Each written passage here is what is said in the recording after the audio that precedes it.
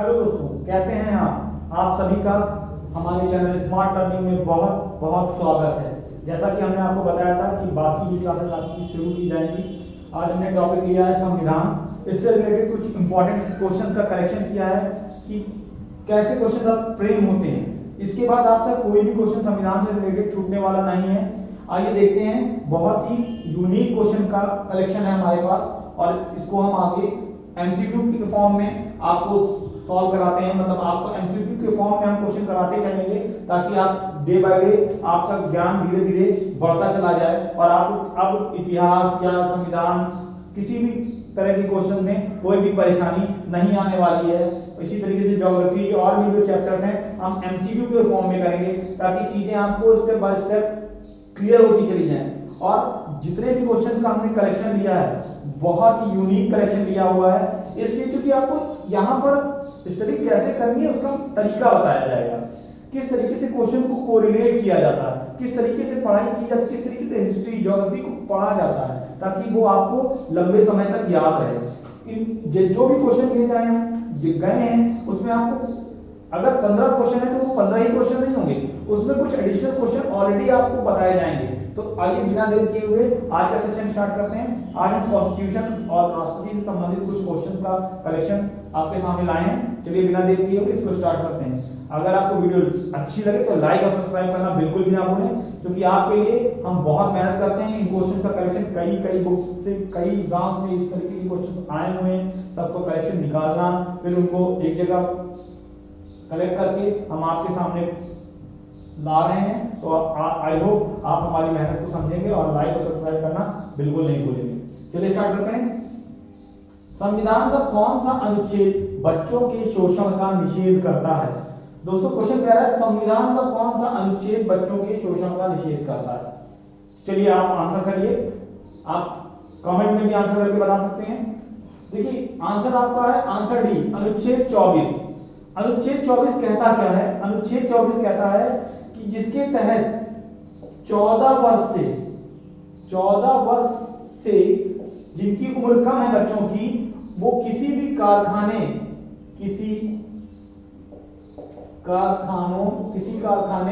या ऐसी जगहों जहां पर जोखिम भरी जगहों पे उनके काम करने का निषेध करता है या जोखिम वाली जगहों पर काम का निषेध करता है। मतलब अनुच्छेद 24 जो है वो बोलता है कि जिन बच्चों की उम्र अगर 14 वर्ष से कम है उनको आप किसी भी कारखाने या जहां ऐसी जगह जहां पर उनका जोखिम होता है जान का, ऐसी जगह पर आप उनको काम पे नहीं लगा सकते हैं। चलिए इसमें कुछ एडिशनल क्वेश्चन हम आपको कैसे फॉर्म करते हैं वो हम आपको दिखाते हैं। आपने अनुच्छेद 24 के बारे में देख लिया, कुछ और अनुच्छेद हैं इनको भी जान लेते हैं। अनुच्छेद 19 क्या कहता है? अनुच्छेद 19 आपको वाक स्वतंत्रता से संबंधित है। वाक स्वतंत्रता मतलब बोलने की स्वतंत्रता आपको अनुच्छेद 19 के तहत दी जाती है। देखिए अनुच्छेद 17 क्या कहता है? अप्रस्तुतता से संबंधित है। अनुच्छेद 17 आपका अप्रस्तुतता से संबंधित है। और अनुच्छेद 23 कहता है शोषण के विरुद्ध है। ये भी एक तरीके से बच्चों से रिलेटेड या आप कह सकते हैं ये शोषण के विरुद्ध होता है। तो देखिए दोस्तों, आप एक ही क्वेश्चन में हमने 4 क्वेश्चन को समझा। आपने पढ़ा तो यहाँ पर एक ही क्वेश्चन, लेकिन देखिए आपको 4 आंसर पता चले। मान लीजिए इस क्वेश्चन का फॉर्मेशन इस तरीके से कर दिया जाता कि इनमें से कौन सा अनुच्छेद अप्रस्तुतता से संबंधित है, तो आप क्लियरली देख पा रहे हैं अनुच्छेद 17। या इस तरीके से पूछा जा सकता था इनमें से कौन सा अनुच्छेद वाक और स्वतंत्रता का अधिकार देता है, अनुच्छेद 19। तो आप देख सकते हैं क्वेश्चन का फॉर्मेशन इस तरीके से किया गया है कि एक ही क्वेश्चन में आप एक क्वेश्चन नहीं पढ़ रहे हैं, आप एक क्वेश्चन में 4 क्वेश्चन पढ़ रहे हैं। चलिए दूसरा क्वेश्चन देखते हैं। भारतीय संविधान में जिसकी संस्कृति पर मूल कर्तव्यों को जोड़ा गया है वह कौन सी थी? देखिए भारतीय संविधान में कई समितियां आई थी, तो जो मूल कर्तव्य हैं, मूल कर्तव्य हमारे कहां पे रखे हैं? 51 के ए पार्ट में। मूल कर्तव्य हमारे 51 के ए पार्ट में है, पहले तो हम ये जानते हैं। और वर्तमान में मूल कर्तव्य कितने हैं भाई? वर्तमान में मूल कर्तव्यों की संख्या कितनी है? 11। हमारे 11 मूल कर्तव्य हैं। ये मैं आपको एडिशनल चीजें इसलिए बताता चल रहा हूं ताकि आप एक ही क्वेश्चन पे मत बेस्ड हो। अगर क्वेश्चन का फॉर्मेट चेंज कर दिया जाए तब भी आपको उसकी पूरी जानकारी कि वर्तमान में हमारे 11 मूल कर्तव्य हैं जो कि 51A में है। और ये 11वां मूल कर्तव्य कब जोड़ा गया था? 86वें संविधान संशोधन में। 86वें संविधान संशोधन के बाद हमारा 11वां मूल कर्तव्य जोड़ा गया था। और जो 10वां मूल कर्तव्य था वो 10वां मूल कर्तव्य मतलब 10वां जो मूल कर्तव्य था ये 1976 में आपका स्वर्ण सिंह समिति की सिफारिश पर ये मूल कर्तव्यों को 42वें संविधान संशोधन 1976 में मूल कर्तव्यों को जोड़ा गया था स्वर्ण सिंह समिति की सिफारिशों के आधार पर। और पहले 10 मूल कर्तव्य हुआ करते थे। 11वां मूल कर्तव्य हमारा 86वें संविधान संशोधन 2002 में ऐड किया गया। चलिए अगला क्वेश्चन देखते हैं। राष्ट्रपति पर महाभियोग चलाने के लिए कम से कम कितने दिन की पूर्व सूचना आवश्यक है? जैसा हम सब जानते हैं आर्टिकल 61 महाभियोग से रिलेटेड है। आर्टिकल 61 अनुच्छेद 61 राष्ट्रपति के अगेंस्ट महाभियोग लगाने की अनुशंसा करता है। अब क्वेश्चन पूछा राष्ट्रपति पर महाभियोग चलाने के लिए कम से कम कितने दिन की पूर्व सूचना आवश्यक है? तो आंसर हमारा दोस्तों क्या होगा? 14 दिन कि राष्ट्रपति पर महाभियोग चलाने के लिए कम से कम उसको 14 दिन पूर्व सूचना दी जानी चाहिए। अब राष्ट्रपति पर महाभियोग संसद के किसी भी सदन के द्वारा चलाया जा सकता है। संसद के 2 सदन होते हैं, एक लोअर हाउस एक अपर हाउस। लोअर हाउस आपकी क्या होती है? लोकसभा। और अपर हाउस क्या होती है? राज्यसभा। अरे राज्यसभा ऊपरी सदन है, लोकसभा निचला सदन है। और संसद के दोनों सदनों में से किसी भी सदन के मेंबर्स की 1/4 मेंबर्स अगर हस्तलिखित रूप में पारित करते हैं तो राष्ट्रपति पर महाभियोग आप लगाया जा सकता है। तो यहां पर देखिए आपने एक ही क्वेश्चन में 2-3 क्वेश्चन को देखा कि राष्ट्रपति पर महाभियोग किस आर्टिकल के तहत लगता है? आर्टिकल 61 के तहत। महाभियोग लगने से पूर्व उसको कितने दिन की सूचना दी जानी चाहिए? 14 दिन की। ठीक है। अब संसद के बारे में भी आपने पढ़ लिया कि लोअर हाउस कौन सा होता है? लोकसभा। अपर हाउस क्या होता है? राज्यसभा। दोनों सदनों में से किसी भी सदन के लोग के द्वारा लगाया जा सकता है महाभियोग। मेंबर की जितनी भी संख्या होती है उसके 1/4 लोगों का हस्तलिखित कमिटमेंट जरूरी होता है। तो इस तरीके से आपने देखिए एक ही क्वेश्चन में 3-4 क्वेश्चन का फॉर्मेशन कर लिया। अगला क्वेश्चन देखते हैं। मौलिक अधिकारों की अवधारणा ली गई है। अभी आपको पता है मौलिक अधिकार जो है हमारे। चलिए मौलिक अधिकार को भी डिस्कस कर लेते हैं। मौलिक अधिकार हमारा क्या है? कितने मौलिक अधिकार हैं? पहले हमारे 7 मौलिक अधिकार हुआ करते थे। पहले हमारे कितने मौलिक अधिकार होते थे? 7 मौलिक अधिकार। और वर्तमान में 7 ना होकर के कितने रह गए हैं? 6 मौलिक अधिकार रह गए हैं। और 6 मौलिक अधिकार रह गए हैं तो एक मौलिक अधिकार हटाया गया दोस्तों। कौन सा? संपत्ति का अधिकार। संपत्ति का अधिकार अब हमारा मौलिक अधिकार ना होकर के कानूनी अधिकार हो गया है, जो कि किसमें है? 300 के ए में संपत्ति के अधिकार को रख दिया गया है। तो दोस्तों क्वेश्चन हमारा था मौलिक अधिकारों की अवधारणा ली गई है। तो आप क्लियरली देख पा रहे हैं मौलिक अधिकार हमारे दोस्तों कहां से लिया गया है? यूएसए के संविधान से, अमेरिका के संविधान से मौलिक अधिकारों की अवधारणा ली गई है। अमेरिका के संविधान से वाक विधि की स्वतंत्रता और भी चीजें ली गई हैं, वो आने वाले क्वेश्चन में हम आपको बताएंगे। तो इस तरीके से आपने देखे कि आपने इस क्वेश्चन में भी आपने देखा कि मौलिक अधिकारों की अवधारणा कहां से ली गई है? अमेरिका के संविधान से। आपने ये क्वेश्चन जाना। आपने ये जाना मौलिक अधिकार कितने थे? 7 थे, लेकिन वर्तमान में कितने हो गए? 6 मौलिक अधिकार हो गए। तो छठा का मौलिक अधिकार कौन सा हटा? संपत्ति का अधिकार हटा। संपत्ति का अधिकार हटा, अब वो किस में है? आपका 300 के ए, आर्टिकल अनुच्छेद 300 के ए में है। संपत्ति का अधिकार कैसा अधिकार हो गया है? कानूनी अधिकार हो गया। तो आप देख रहे हैं कि क्लियरली आप देख पा रहे हैं कि एक ही क्वेश्चन में हमने 5 क्वेश्चन का फॉर्मेशन रखा है। तो इस तरीके से देखने में तो यहाँ पर आपने अभी 1 2 3 4 क्वेश्चन देखे हैं, लेकिन वास्तव में आपने 4 क्वेश्चन नहीं देखे। आपने लगभग इसी में 8 से 10 12 क्वेश्चंस का फॉर्मेशन देख लिया है। चलिए आगे देखते हैं। चलिए कुछ और क्वेश्चन देखते हैं। निम्नलिखित में कौन सा सुमेलित नहीं है? क्वेश्चन आपके सामने है, आप आंसर करने की कोशिश करिए। दोस्तों अनुच्छेद 79 संसद का गठन, अनुच्छेद 226 धन विधेयक की परिभाषा, अनुच्छेद 153 राज्यों के राज्यपाल, अनुच्छेद 124 सर्वोच्च न्यायालय। इसमें से दोस्तों आपको यह बताना है कि इनमें से कौन सा सही सुमेलित नहीं है। देखिए अब जो एग्जाम पैटर्न हो रहा है उसमें इसी तरीके के क्वेश्चन का फॉर्मेशन किया जा रहा है, क्योंकि आप देखिए इसमें आप कह सकते हैं एक ही क्वेश्चन नहीं पूछा गया है, इसमें आपको लगभग 4 क्वेश्चन का आंसर मिल रहा है। तो चलिए देखते हैं इसमें से कौन सा सुमेलित नहीं है।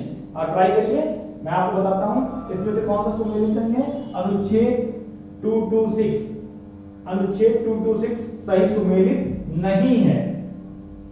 अनुच्छेद 79 संसद की गठन के बारे में बताता है, बिल्कुल सही है। अनुच्छेद 153 बोलता है राज्यों में एक राज्यपाल होना चाहिए, यह अनुच्छेद 153 में बताया गया, बिल्कुल सही है। अनुच्छेद 124 क्या कहता है कि एक सर्वोच्च न्यायालय, भारत में एक सर्वोच्च न्यायालय होना चाहिए, तो ये सर्वोच्च न्यायालय से रिलेटेड है, ये भी एकदम सही है। लेकिन अनुच्छेद 226 कहता क्या है? अनुच्छेद 226 कहता है रिलेटेड है हाई कोर्ट की पावर से रिलेटेड है, हाई कोर्ट की शक्तियों से संबंधित है अनुच्छेद 226।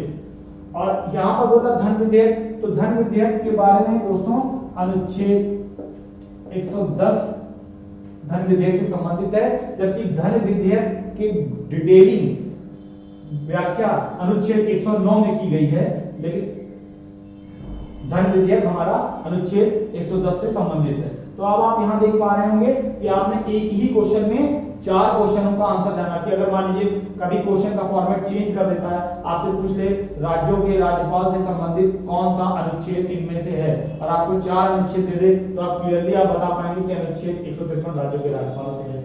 या कहते सर्वोच्च न्यायालय से रिलेटेड इसमें से कौन सा अनुच्छेद है, तो आप क्लियरली बता पाएंगे अनुच्छेद 124 सर्वोच्च न्यायालय से। तो आप देखिए क्वेश्चन का फॉर्मेशन इस तरीके का है कि आपको एक ही क्वेश्चन में एक क्वेश्चन ना होकर के ये 4 क्वेश्चन के बराबर आपको मिल रहा है। चलिए अगला क्वेश्चन देखते हैं बिना देर किए हुए। संविधान के किस भाग में पंचायती राज के तीनों सोपान की व्यवस्था की गई है? पूछा संविधान के किस भाग में, तो अभी हमने आपको बताया था पंचायती राज की अनुशंसा किसमें की गई है, किसने की थी। अभी पिछले क्वेश्चन में हमने आपको बताया पंचायती राज किसके अनुशंसा पे जोड़ा गया था? बलवंत राय मेहता समिति। अभी हमने आपको पीछे बताया बलवंत राय मेहता समिति की सिफारिशों पे पंचायती राज जोड़ा गया था, लेकिन यहाँ पूछा जा रहा है संविधान के किस भाग में, तो ये बलवंत राय मेहता समिति की सिफारिशों पे ये जोड़ा गया संविधान के भाग 9, संविधान के भाग 9 में जोड़ा गया। और ये किस अनुच्छेद के तहत पंचायती राज आता है दोस्तों? अनुच्छेद 243 73वें संविधान संशोधन, सॉरी थोड़ा दूर लिख देता हूं, 73वें संविधान संशोधन 1992, 73वें संविधान संशोधन 1992 में पंचायती राज की अनुशंसा की गई थी, जो कि बलवंत राय मेहता समिति की सिफारिशों से भाग 9 में जोड़ा गया है।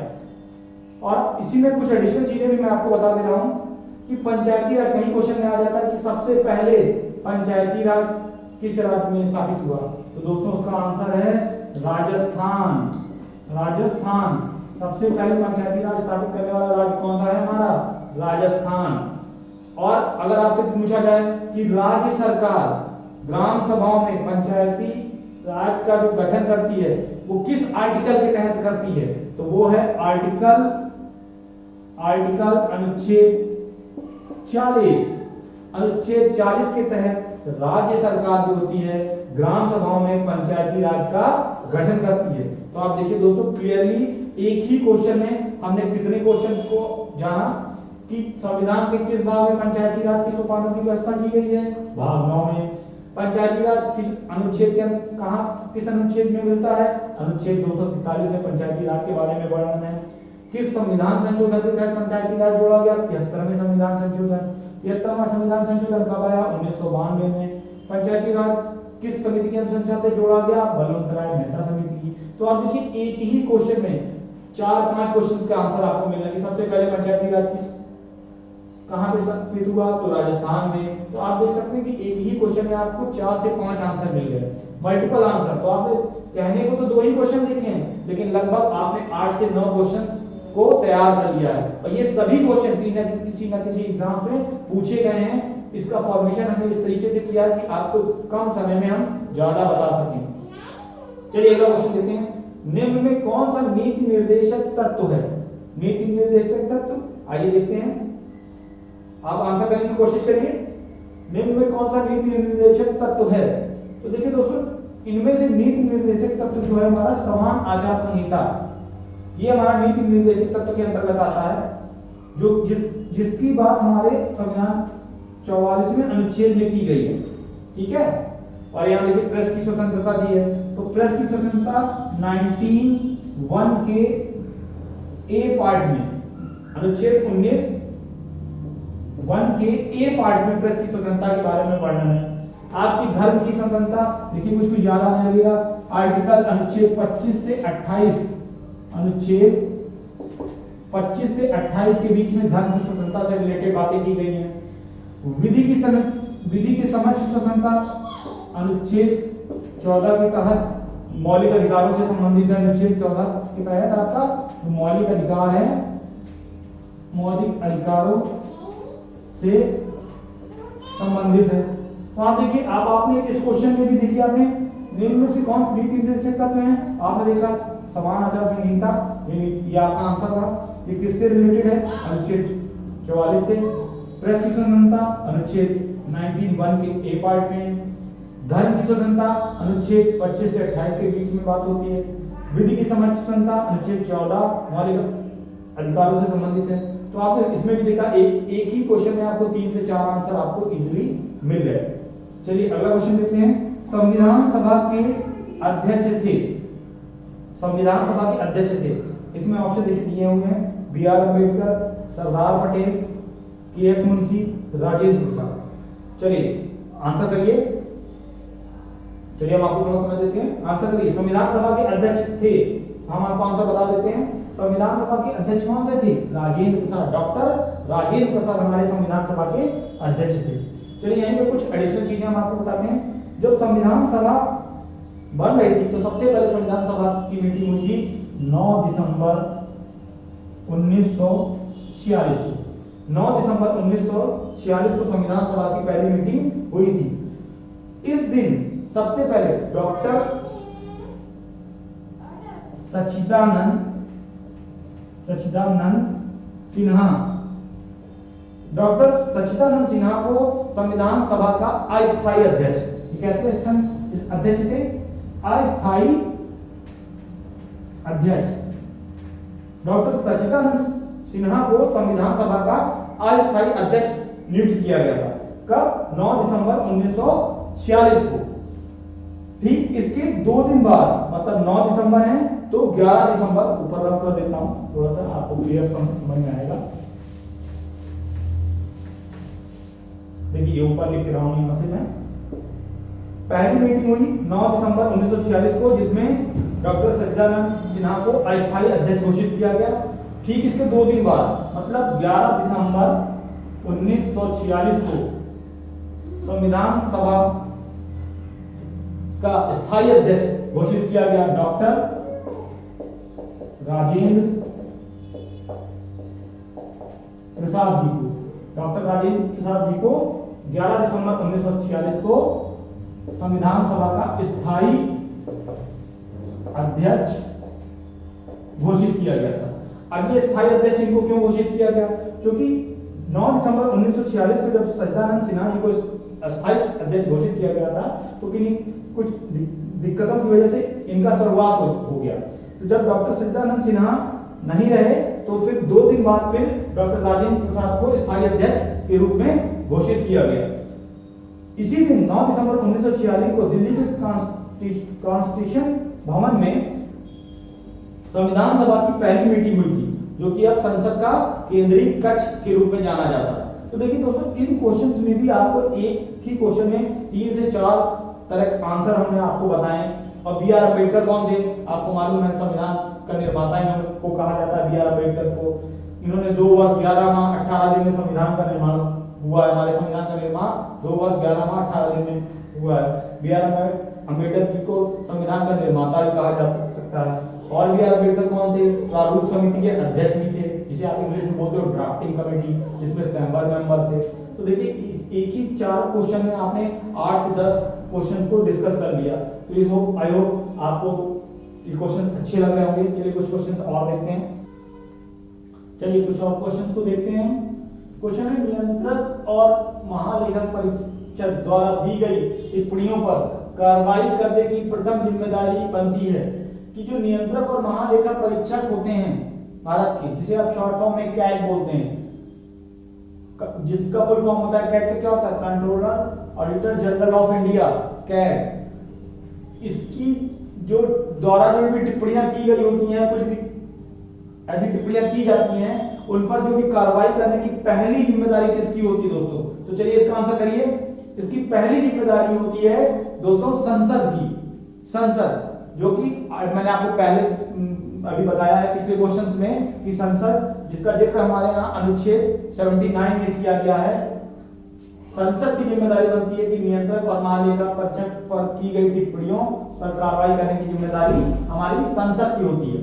चलिए, जब हमने नियंत्रक और महालेखा परीक्षक की बात की है, तो इसके बारे में कुछ और एडिशनल पॉइंट जान लेते हैं कि जो कैग होता है, controller auditor general of India, इसका फुल फॉर्म होता है। कैग से रिलेटेड कौन सा आर्टिकल होता है हमारे संविधान में है? तो अनुच्छेद 148 यह अनुशंसा करता है कि भारत में एक कोई महालेखा परीक्षक होगा। अनुच्छेद 149 से 151 तक उसकी शक्तियों, उसकी कार्य प्रणालियों का वर्णन है। अब मान लीजिए इससे अभी एक क्वेश्चन और फॉर्म हो सकता है कि वर्तमान में भारत के महालेखा परीक्षक कौन है? चलिए बताइए। तो वर्तमान में भारत के महालेखा परीक्षक कौन है? गिरीश चंद्र मुर्मू। कुछ याद आया? ये वर्तमान में महालेखा परीक्षक हैं। ये कितने, अब मान लीजिए कभी क्वेश्चन इस तरीके से आ जाए, ये किस नंबर के महालेखा परीक्षक हैं? तो ये दोस्तों 14वें नंबर के महालेखा परीक्षक हैं। इन्होंने किसका स्थान लिया? इन्होंने राजीव महर्षि, जिनका जो कि थे आपके 2017 में, कौन थे? राजीव महर्षि। राजीव महर्षि जी का स्थान इन्होंने लिया है गिरीश चंद्र मुर्मू। और राजीव महर्षि किस नंबर के कैग थे दोस्तों? 13वें नंबर के। 13वें नंबर के कैग थे, जिनका स्थान वर्तमान समय में 14वें जो आपके कैग में गिरीश चंद्र मुर्मू जी ने ले लिया है। और भी पूछा जा सकता है कि गिरीश चंद्र मुर्मू कौन थे? तो ये आपको पता होगा दोस्तों, जम्मू कश्मीर के उपराज्यपाल थे गिरीश चंद्र मुर्मू, जो कि वर्तमान में भारत के कैग हैं। कैग अनुच्छेद 148 में कैग का वर्णन है। आपसे ये भी पूछा जा सकता है कि पहले कैग कौन से थे? तो वी नरहरि राव आपके पहले कैग थे, जिनका टाइम पीरियड कितना है दोस्तों? 148 से 154 तक। 148 से 1948 से लेकर के 1954 तक, 1948 से 1954 तक इनका कार्यकाल रहा है। यह पहले कैग थे। और अभी वर्तमान में कौन से हैं? गिरीश चंद्र मुर्मू, जो कि 14वें कैग हैं। इन्होंने 2017 में जो कैग थे राजीव महर्षि, जो 13वें कैग थे, उनका स्थान लिया हुआ है। चलिए, कैग की बात हो गई हमारी। कैग के काम क्या होते हैं? जो सरकार के व्यय होते हैं, उनका लेखा जोखा कैग के तहत देखा जाता है। तो चलिए, हमने देखिए इसमें कुछ 4-5 एडिशनल क्वेश्चन देखे कि महालेखा परीक्षक वर्तमान में कौन है? गिरीश चंद्र मुर्मू। किसका स्थान लिया? राजीव महर्षि का। कौन से नंबर के कैग हैं? 14वें। तो देखिए दोस्तों, इस तरीके से क्वेश्चन का फॉर्मेट तैयार किया जाता है, किस तरीके से क्वेश्चन को पढ़ा जाता है कि एक ही क्वेश्चन पढ़ा कैग से रिलेटेड, तो बाकी भी इंफॉर्मेशन हमने यहीं पर देख ली, ताकि हमें क्वेश्चन लिंक के थ्रू एक दूसरे से कनेक्ट कर सकें। देखिए हमने पूछा कि कौन तीखा टिप्पणी कर सकता है, संसद कर सकती है। संसद किस आर्टिकल में, अनुच्छेद 79 में है। कैग के बारे में देख लिया, किस आर्टिकल के तहत कैग की अनुशंसा की गई है। आर्टिकल 148 बोलता है अनुच्छेद कि भारत में महालेखा परीक्षक होगा। आपके पहले कौन थे, वी राव हो गए, उनका टाइम पीरियड 1948 1954 तक रहा। हाँ देखिए इसमें एक और चीज बता देता हूँ आपको एडिशनल पॉइंट कि महालेखा परीक्षक का कार्यकाल कितने दिनों का होता है, तो या तो 6 वर्ष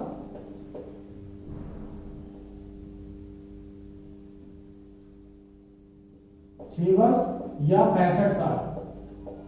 या तो उन्होंने 65 साल की उम्र पूरी कर ली हो या 6 वर्ष इनका कार्यकाल होता है। इनकी सैलरी कितनी होती है दोस्तों, तो इनको सैलरी मिलती है 2,50,000। 2,50,000 इनकी सैलरी होती है। तो ये कुछ एडिशनल पॉइंट है जो हमने आपको एक ही क्वेश्चन में बता दिए। तो इस तरीके से देखिए दोस्तों, आप एक ही क्वेश्चन में 4-5 क्वेश्चन को एडिशनल आप देख पा रहे हैं कि आपकी संसद टिप्पणी कर दी है, कौन थे, किसका स्थान लिया, किस आर्टिकल में बात हो रही है पहली। तो अब देखिए जब भी कोई क्वेश्चन कैग से रिलेटेड बनेगा, क्योंकि कैग का पद बहुत ही महत्वपूर्ण पद होता है, तो इनके अलावा कुछ नहीं बनेगा। आपको एज भी पता हो गई, वेतन पता होगा, किस आर्टिकल में है, वर्तमान में पूछा जाता है या एक पहले पूछा जाता है, किसका स्थान लिया, या पहला पूछा जाता है। आपको सारा फॉर्मेशन यही एक ही क्वेश्चन में हमने कर दिया है। तो आई होप आपको ये क्वेश्चन बिल्कुल क्लियर हो गया होगा। हम इसको रफ कर देते हैं थोड़ा सा, ताकि आपको ऊपर अब हम दूसरा क्वेश्चन बता सकें। आप चाहें तो इसको नोट कर सकते हैं। चलिए अगला क्वेश्चन देखते हैं। किस अनुच्छेद के तहत सर्वोच्च न्यायालय भारतीय नागरिकों के मौलिक अधिकारों की सुरक्षा करता है? देखिए सर्वोच्च न्यायालय अभी हमने आपको बताया था आर्टिकल 124 के तहत बोला जाता है कि भारत में एक सर्वोच्च न्यायालय होगा। ठीक है, तो सर्वोच्च न्यायालय किस अनुच्छेद के तहत जो भारतीय नागरिक के मौलिक अधिकार, अभी मैं आपको बताया था कितने मौलिक अधिकार होते हैं, तो अगर उनका कुछ हनन हो रहा हो तो किस आर्टिकल के तहत सर्वोच्च न्यायालय उनकी रक्षा करता है? तो दोस्तों बिना देर किए हुए आपको पता है आर्टिकल 32। ये बहुत ही इंपॉर्टेंट आर्टिकल है, क्योंकि देखिए संविधान की जिसे कहते हैं कि आप संविधान एक तरीके से पूर्ण नहीं कहा जा सकता बिना आर्टिकल 32 के, ऐसा बी.आर. अम्बेडकर जी ने कहा है। उन्होंने, आपको पता होगा कि बी.आर. अम्बेडकर जी संविधान निर्माता है, तो उन्होंने ही बताया है कि आर्टिकल 32 जो है के बिना संविधान की कल्पना करना शून्य है। तो सबसे इंपॉर्टेंट आर्टिकल 32 है, जिसके तहत अगर किसी भी नागरिक के मौलिक अधिकारों का हनन हो रहा है तो इसके तहत वो सर्वोच्च न्यायालय की शरण ले सकता है। चलिए अगला क्वेश्चन देखते हैं। भारत के संविधान के किस अनुच्छेद में उसके संशोधन की प्रक्रिया की गई? संशोधन मतलब उसमें चेंज कर सकते हैं आप।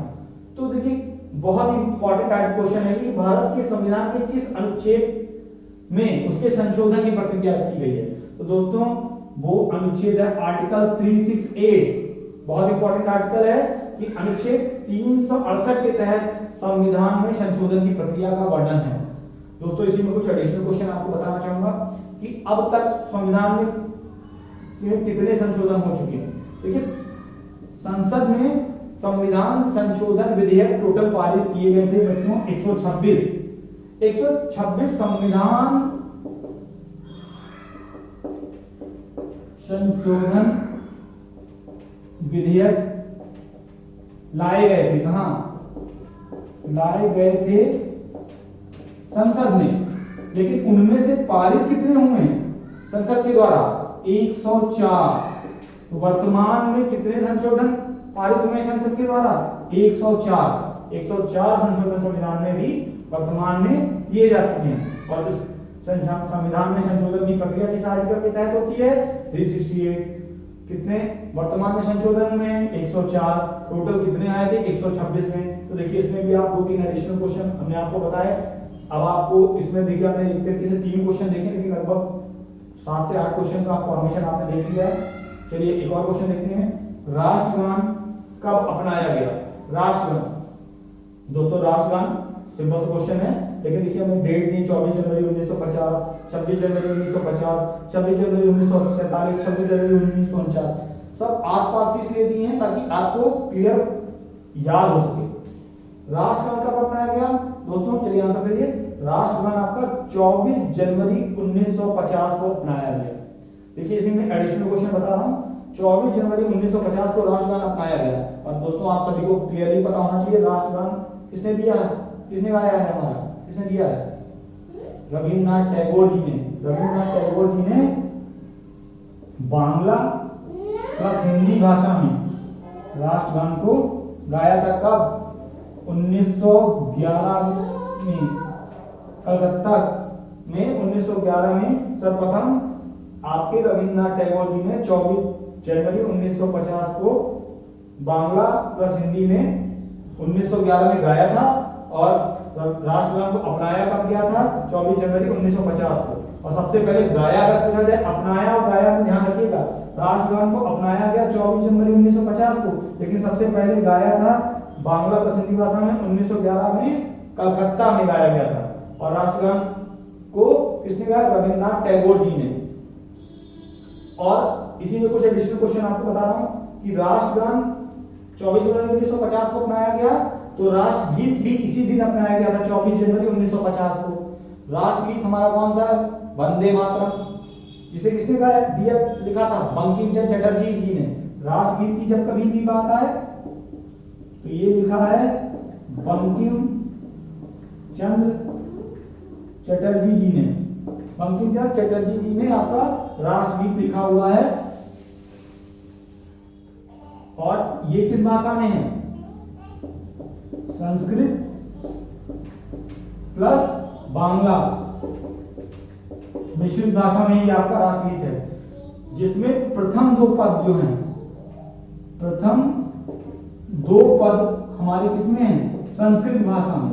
इसमें संस्कृत भाषा में प्रथम दो पद हैं, इन्हीं को राष्ट्रगीत की संज्ञा दी गई है। और जो रेस्ट ऑफ पद, जो रिमेनिंग पद बच रहे हैं, वो बांग्ला भाषा में है। जो राष्ट्रगीत है वो हमारा बंकिम चंद्र चटर्जी ने दिया, जिसके प्रथम दो पद संस्कृत भाषा में हैं, और जो बाकी पद हैं वो बांग्ला भाषा में हैं। और जो प्रथम दो पद हैं उन्हीं को हमारा राष्ट्रगीत कहा गया, जिसे आप वंदे मातरम के नाम से जानते हैं। अब राष्ट्रगीत हमारा कब गाया गया, देखिए 27 दिसंबर सॉरी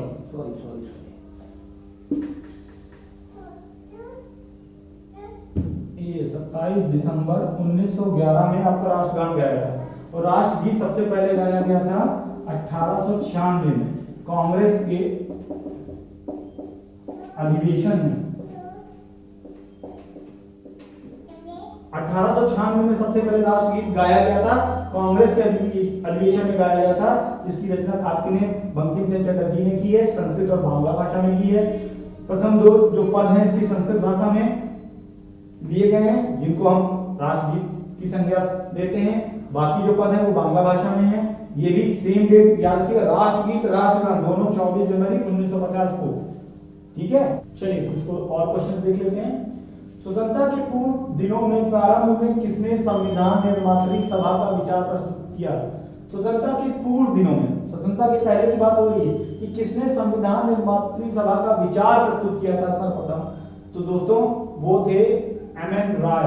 एम.एन. राय ने सबसे पहले स्वतंत्रता के पूर्व संविधान निर्मात्री सभा का विचार प्रस्तुत किया था। चलिए अगला क्वेश्चन देखते हैं, भारतीय संविधान को कब अंगीकार किया गया। तो भारतीय संविधान कॉन्स्टिट्यूशन, जिसको कब अंगीकार किया गया। अंगीकार और लागू दो अलग अलग वर्ड हैं दोस्तों। भारतीय संविधान को अंगीकार किया गया था 26 नवंबर 1949 को। संविधान को अंगीकार 26 नवंबर 1949 को किया गया था, लेकिन दोस्तों इसको लागू किया गया था 26 जनवरी 1950 को लागू किया गया था। मतलब अंगीकार दोस्तों 26 नवंबर 1949 को किया गया था और लागू 26 जनवरी 1950 को किया गया था। इसीलिए दोस्तों हम 26 नवंबर को विधि दिवस के रूप में भी मनाते हैं। 26 नवंबर को हम विधि दिवस के रूप में भी मनाते हैं, क्योंकि इस दिन हमारे संविधान को अंगीकार किया गया था और लागू 26 जनवरी 1950 को किया गया था। कुछ और डेट दी हुई है दोस्तों, उसमें भी मैं आपको बता देता हूं कुछ एडिशनल क्वेश्चन। जैसे 29 अगस्त अगर केवल 29 अगस्त की बात करें दोस्तों तो 29 अगस्त को क्या मिलाया जाता है, जीएस में क्वेश्चन क्या मनाया जाता है, खेल दिवस। 29 अगस्त 1947 को जो आपकी प्रारूप समिति है प्रारूप समिति, उसको अपनाया गया था। प्रारूप समिति किसने दी थी दोस्तों, डॉक्टर बी.आर. अम्बेडकर ने। भीमराव अम्बेडकर जी की जो प्रारूप समिति थे जिसमें 7 सदस्य थे। अगला क्वेश्चन देखिए उसी से रिलेटेड है, अभी मैं उसको एक्सप्लेन करूंगा। तो वो 29 अगस्त 1947 को ली गई थी। अब बच रहा देखिए 22 जुलाई 1947 को क्या हुआ था, 22 जुलाई 1947 को हमारा जो झंडा है राष्ट्रीय ध्वज इसे एक्सेप्ट किया गया था और 26 जनवरी 1950 को लागू हुआ था, 49 को अंगीकार किया गया था, 29 अगस्त 1947 को प्रारूप समिति को एक्सेप्ट किया गया था और 22 जुलाई 1947 को राष्ट्रीय ध्वज। तो देखिए आपने यहाँ पर 4 क्वेश्चन एक ही क्वेश्चन में आंसर देखे, आपके 4 क्वेश्चन एक ही क्वेश्चन से तैयार हुए। चलिए अगला क्वेश्चन देखते हैं। इनमें से प्रारूप समिति, अभी प्रारूप ड्राफ्टिंग कमेटी जिसका दूसरा नाम होता है प्रारूप समिति का, इंग्लिश में ड्राफ्टिंग कमेटी भी बोलते हैं। तो आप बता सकते हैं प्रारूप समिति का सदस्य कौन नहीं है। अभी मैंने बताया था कि प्रारूप समिति में कितने मेंबर थे, 7, बी.आर. अम्बेडकर जी ने दिया था। और प्रारूप समिति में वर्तमान में इसमें पूछा है इनमें से प्रारूप समिति का सदस्य कौन नहीं है। तो देखिए इसमें प्रारूप समिति का सदस्य कौन नहीं है, सदाशिवलाल जी। सदाशिवलाल जी जो है प्रारूप समिति के सदस्य नहीं है। N G Ayyangar, D P Khetan, B L. Mitra ये सब प्रारूप समिति के सदस्य हैं। दोस्तों अभी मैं आपको एकदम ऐसी ट्रिक बताता हूं कि आपको प्रारूप समिति के सदस्य याद करने की जरूरत ही नहीं पड़ेगी, आप फिर टिप कर आ जाएंगे। बस इस क्वेश्चन के बाद लास्ट में वही आपको बताने जा रहा हूं, उसके बाद आपको कोई भी इसमें प्रॉब्लम नहीं रह जाएगी। अगला क्वेश्चन देख लेते हैं। कैग की नियुक्ति कौन करता है। कैग अभी मैंने आपको पिछले क्वेश्चन में बताया है कि बहुत इंपॉर्टेंट पद होता है, अभी पूरा डिस्कस किया है कैग के बारे में। तो इसमें नियुक्ति से रिलेटेड आ गया। कैग की नियुक्ति दोस्तों राष्ट्रपति करता है, राष्ट्रपति कैग की नियुक्ति करता है।